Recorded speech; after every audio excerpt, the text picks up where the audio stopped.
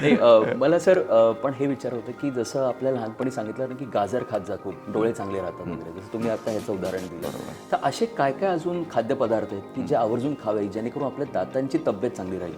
दातांच्या बाबतीत म्हणशील दातांच्या बाबतीत तर मी मगाशी सांगितलेला की चणे त्यात 2-3 गोष्टी आहेत. त्यानंतर कॅल्शियम असलेले आणि प्रोटीन असलेले दूध आहे. पण दूध आहे ते सुद्धा रात्री झोपताना शक्यतो प्यायलं तर थोडंसं कोमट आणि गरम करून प्यावं आणि ब्रशिंग नक्की करावं, कारण दूध थोडंसं चिकटणार आहे दातांना. चणे चिकटणारे आहेत पण चणेमध्ये बाकी पण खूप गोष्टी असल्यामुळे आणि नंतर आपण ब्रशच करणार असल्यामुळे चणे आणि दूध हे जरी दातांसाठी आपण दोन्ही गोष्टी घेतल्या तरी दातांसाठी खूप चांगल्या म्हणजे आत्मन्न पोषण करणाऱ्या गोष्टी आहेत दातांचं हे. त्याच्यामुळे ह्या दोन गोष्टी जास्त महत्त्वाच्या आणि प्रॅक्टिकल आहेत. म्हणजे उगीच आपण जे आपल्याला सस्टेन करता येणार नाही आहे खायच्या बाबतीत मला वाटतं मला पटलेलं आहे की डाएट जे आहे ते सस्टेनेबल असलं पाहिजे. उगीच काहीतरी आज 6 महिने हे केलं, 2 महिने हे केलं, 4 महिने हे केलं असं नको. आपल्याला जे लाईफ टाईम पाळता येईल त्यामध्ये हे 2 पदार्थ आपल्याला नक्कीच बसवता येतील. बरोबर. त्याच्यामुळे ह्या 2 पदार्थांनी जे